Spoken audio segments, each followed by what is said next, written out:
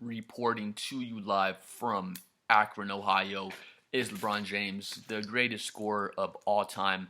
He, of course, has the most points scored out of all the NBA players all time. I think he's over 40,000 points scored now at this point in his career.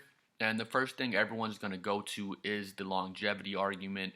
People love to hate on LeBron James because he's played, well, not just for that reason. People have a lot of reasons. They like to hate on LeBron, but one thing people argue for the scoring record argument is the fact that he's played the 22 seasons. He's played so many seasons, put in so many minutes. He's averaged 27 points a game for his entire career.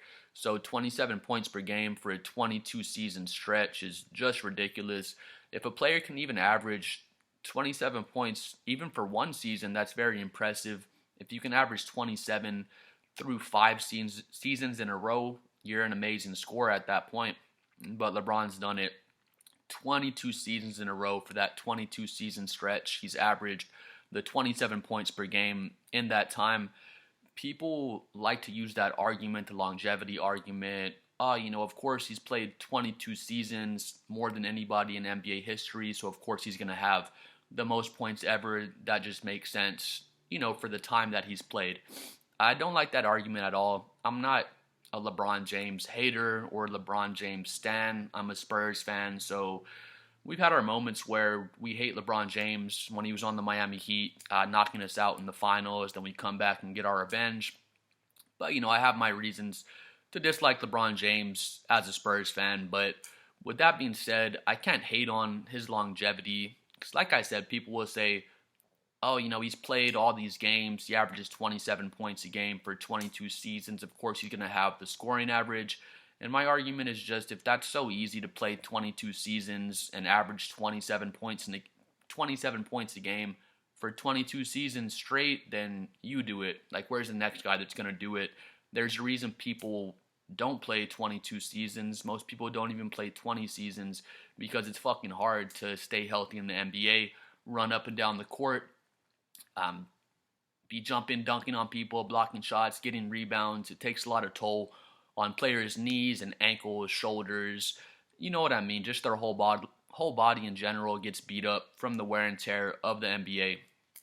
So LeBron, with those 22 seasons, averaging 27 points a game, is the number one leading scorer. Right now he's at 59,042 minutes played, where Kareem is the number two leading scorer right behind him. Kareem played 20 seasons to get to his number one spot before LeBron James overtook him. But Kareem had played 57,446 minutes in his career.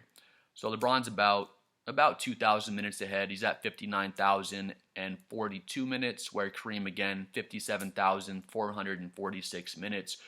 So people will hear this, ignorant people, not so much ignorant, just people that haven't done the research, will just probably say, all right, LeBron James has played 22 seasons. He's played 2 more seasons and 2,000 more minutes than Kareem played. So, of course, naturally, he's going to have more points scored than Kareem because he played more minutes and more games. And it just makes sense. I would agree with that argument. Of course, the more games you play, the more points you're going to score. Don't need to explain that. That's just how math works. But whenever LeBron James beat the scoring record, he beat it in his 20th season. So the same season when Kareem broke the scoring record, his 20th season, LeBron James is in the same thing, year 20, and that's when he broke the scoring record. I didn't do all the math, but at this point, after the 24-25 season, LeBron's 22nd season, he's right around 59,000 minutes played. So when he broke Kareem's record in season 20, again, I'm pretty sure LeBron had more minutes, but it wasn't some gigantic difference in minutes. They were pretty comparable minutes-wise, and honestly, the only reason LeBron James beat Kareem's record, because again, it wasn't a gigantic difference in minutes when LeBron James broke Kareem's record. A lot of people like to act like, LeBron had so many more games than Kareem when he broke the record, but that's just not true. The reason LeBron broke the record around the same time is because LeBron's averaging the 27 points per game. Kareem was averaging about 24.6 points per game throughout his career. When you factor in those 2 points per game throughout a 20-season stretch, it definitely adds up. Kareem probably played more more back then. It's kind of debatable because when LeBron James came in, same thing with Kareem. There was no load management, nothing like that. So players would play all 82 games if they could. They might play 40 minutes per game. And naturally, you're going to be able to score more points because you have more minutes and you're playing more games. So that just makes sense. These days, the load management, the Spurs kind of made that popular, but load management is really big. Players want to keep their superstar. Rather, teams want to keep their superstar players healthy. So once the playoffs come, of course, their superstar players are healthy and ready to go when it really matters most. We're back in Kareem's day, LeBron's day, two different eras, but just that general span, there was no load management. They weren't trying to save players for the playoffs. They didn't really have that sports science yet, so they just thought, playing these 40 minutes a game, playing 82 games a season, doesn't so much wear you down. It's just going to have you more ready for the playoffs, at least back in Kareem's day when LeBron was in the league early in the 2000s. That's kind of the mindset teams would have.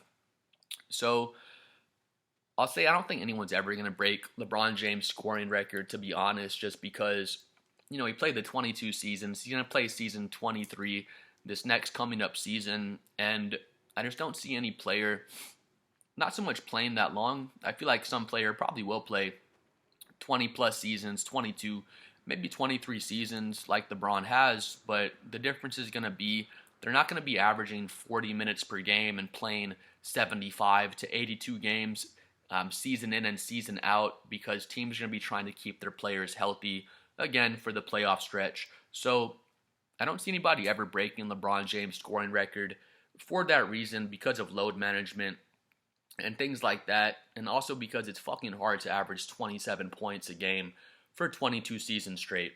But getting back to LeBron James is the best scorer in NBA history.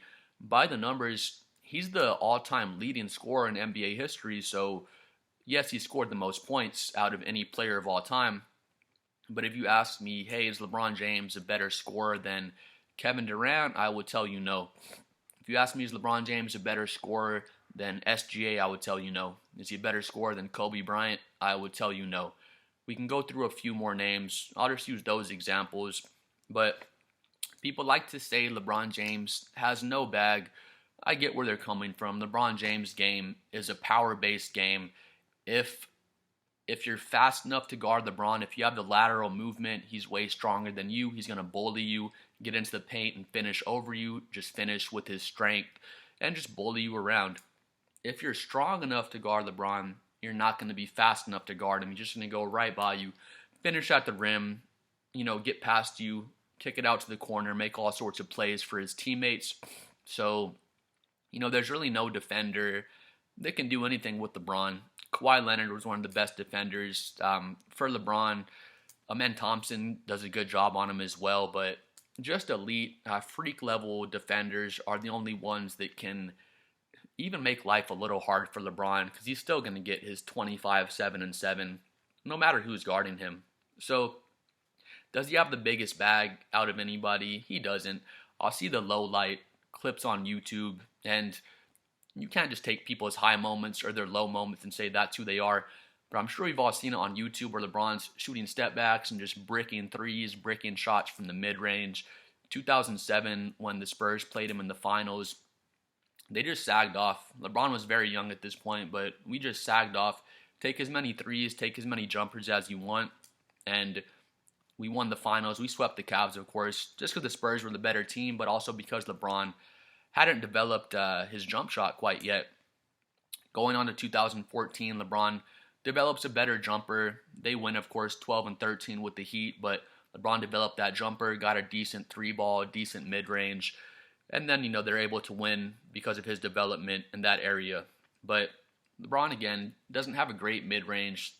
He's been pretty solid from three. He's gotten his three ball a lot better as he's gotten older in his career. But when I think of the best scorer of all time, or the best scorer today, whatever era you want to say, when I think best scorer, in my mind, from my viewpoint at least, I think during crunch time, if it's the last 5 minutes of the game and the game is tied, who's the guy that I want in my team to close the game out? And I would take Kevin Durant over LeBron, at least in crunch time. I would probably take Kobe over LeBron in crunch time, SGA over LeBron.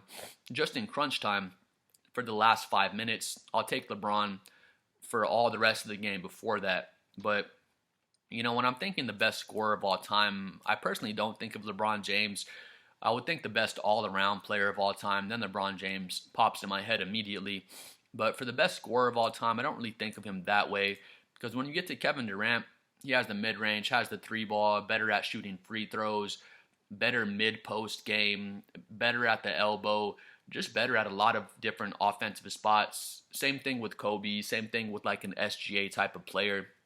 LeBron James he's not the head of the snake as far as scoring goes. He's a natural passer, natural playmaker, and that's what he loves to do. But I wouldn't consider him the best scorer of all time, even though he does have the most points of all time. Again, I'd have Kevin Durant as a better scorer. Personally, Kevin Durant would be my best scorer of all time. 7 feet tall, has a handle. He can hit you with a hezzy dribble, pull up a three in your face, fadeaways, post game. He can shoot from the mid-range, better free throw shooter than LeBron. Kevin Durant, I would consider my best scorer of all time just because of his offensive bag. Just because LeBron scored the most points of all time wouldn't give him the best scorer of all time, in my opinion, just because of that reason. When I think best scorer of all time, I'm going to start going through all of your offensive traits except your playmaking, your passing, because that has nothing to do with scoring, but I'm going to go down the box, your mid-range shot, your three ball, your post game, creating your shot off the dribble. I feel like Kevin Durant is better than LeBron James at all of those things, except maybe low post game. You could say LeBron is better in the low post, but when it comes to mid post, at the elbow, coming off of screens, playing off ball, Kevin Durant's better at all of those different things. So, again, this is not a LeBron James hate video. I love LeBron, but KD just is the better scorer in my opinion. Just because of his overall bag, he's more versatile as an offensive player, and he has more things he can throw at you. But comment below, let me know what you think. Just because LeBron James, the leading scorer of all time, I don't think that makes him the best scorer of all time per se. But please like and subscribe, comment below, and let me know what you think.